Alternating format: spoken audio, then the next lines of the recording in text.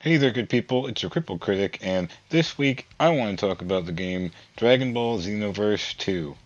Xenoverse 2 is equal part MMO, action RPG, and fighting game, which is pretty unique. It was published by Bandai Namco and released on the PlayStation 4, Xbox One, PC, and Nintendo Switch. I'm reviewing the PC version. And yes, I am aware that Xenoverse 2 came out quite a long time ago, like over 6 years. And wow, 2016 this game came out.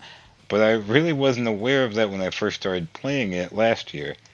So, like a lot of old nerds my age, as a 90s kid, I loved Dragon Ball Z. I loved watching the anime, all the awesome fight scenes, and then later, when I was a teenager, I loved the video games. I played Dragon Ball Budokai 1, 2, and 3, and I played Tenkaichi, but after the first Tenkaichi, that's where I stopped.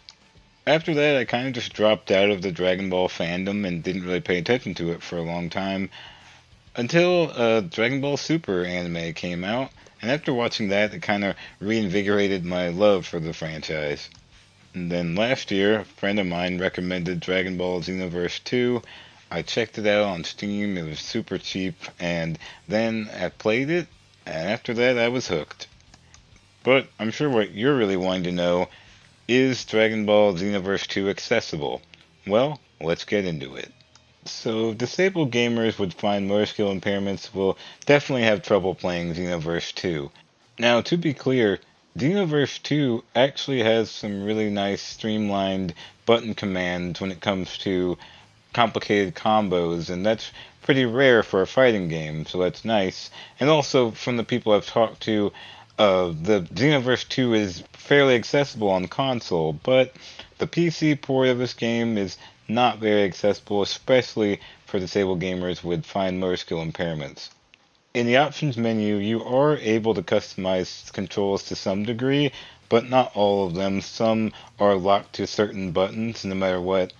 Xenoverse 2 is definitely one of those games that makes use of every button on the controller, or for this PC port, every keyboard command and mouse function is important.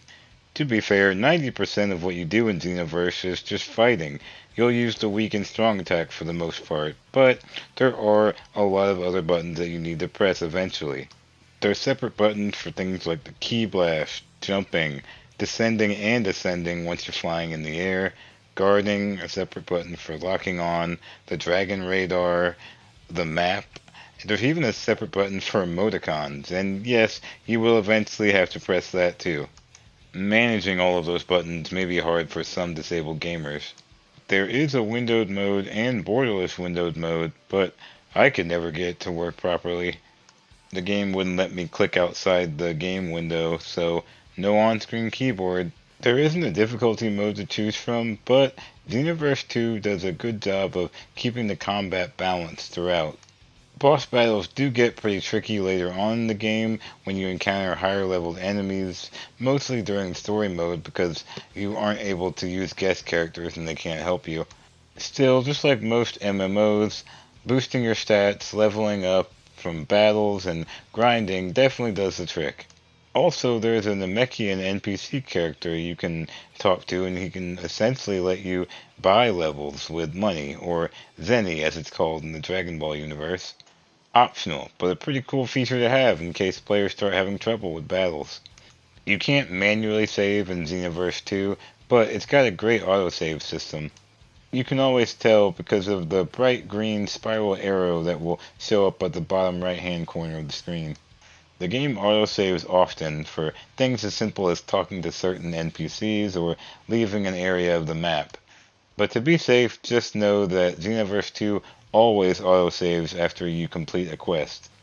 You can change the camera controls in the options menu, and thankfully the mouse sensitivity is high enough that I can move the camera with ease.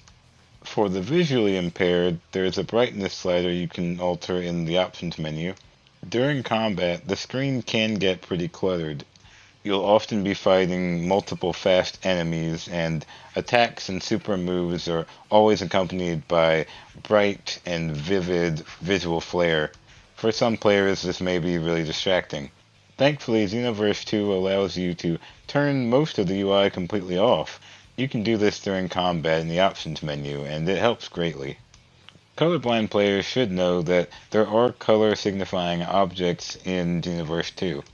You'll mostly encounter this when finishing side quests involving Dragon Ball collecting. For those not familiar with the anime or any of the games, in Dragon Ball there are these Dragon Balls that are large orange and yellow orbs. You collect 7 of them and then you summon a giant dragon named Shenron and he'll grant you a wish. The side quests involve collecting these Dragon Balls or protecting them from other enemies. This requires the player to find these color-specific orbs in certain maps. The Dragon Radar will automatically pop up during these side quests, and the Dragon Balls are represented by glowing yellow dots on a green background. The Dragon Radar will also let players know how close they are to a Dragon Ball by emitting a loud, repetitive beeping noise. So there are multiple ways to find Dragon Balls, not just visually. The mini-map for the hub city could be tricky to use for some colorblind players. Like a lot of Japanese games, Xenoverse 2 has a heavy tutorial intro. Despite all that, players are still going to have to stop the progression and talk to a random NPC character every now and then, just in order to progress the story further or just a side quest. These moments are rarely explained to the player, and it requires you to check the minimap and look for the icon that says story event or a side quest event above a character. The icons are small and color specific, so colorblind players might have trouble. I doubt it would be inaccessible, but I still think it's worth mentioning. For deaf players, there are subtitles available, and you can customize individual sound levels, including dialogue, music, and sound effects. Now, on to the story and gameplay. In Xenoverse 2, you can create your own custom main character, and you have 5 different races to choose from: humans, Saiyans, Namekians, Majin Buu race, and Frieza race. Each race has different strengths and weaknesses, and there are race-specific quests and transformations. So for example, Saiyans can obviously go Super Saiyan, but Namekians can also unlock their giant form, just like Guru or Lord Slug. Players can transfer their save data from the first Xenoverse game if they want, although I skipped the first game and I didn't have many problems understanding the story.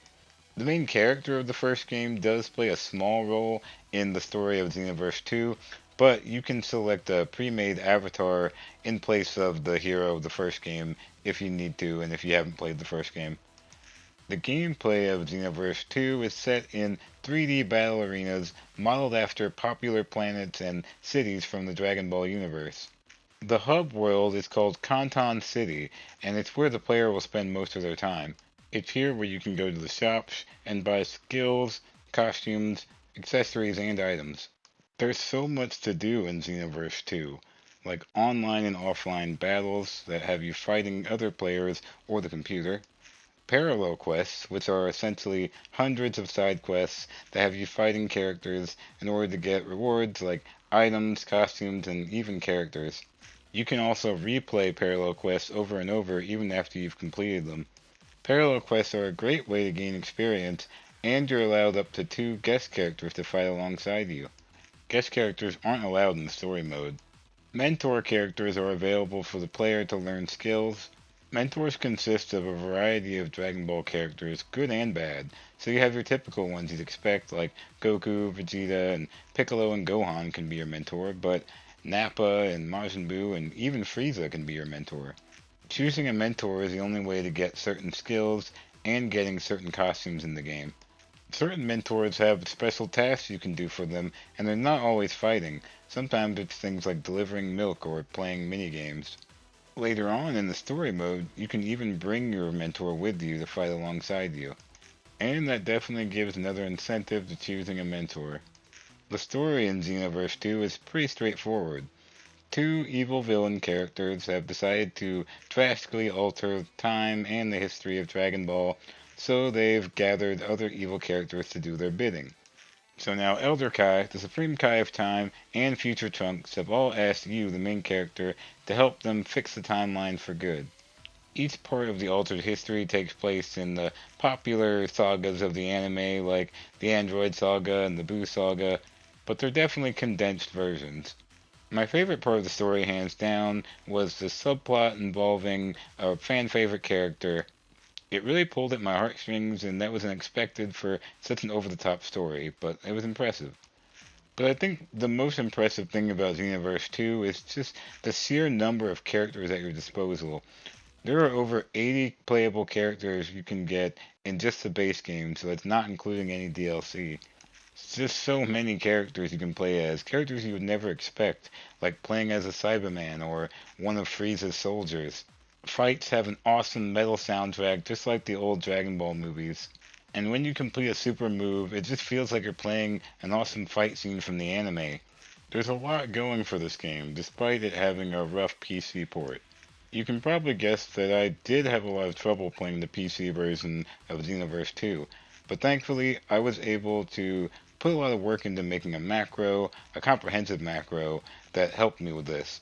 I was able to remap keyboard keys to the mouse, allow buttons to have multiple functions, delays, and several different combinations.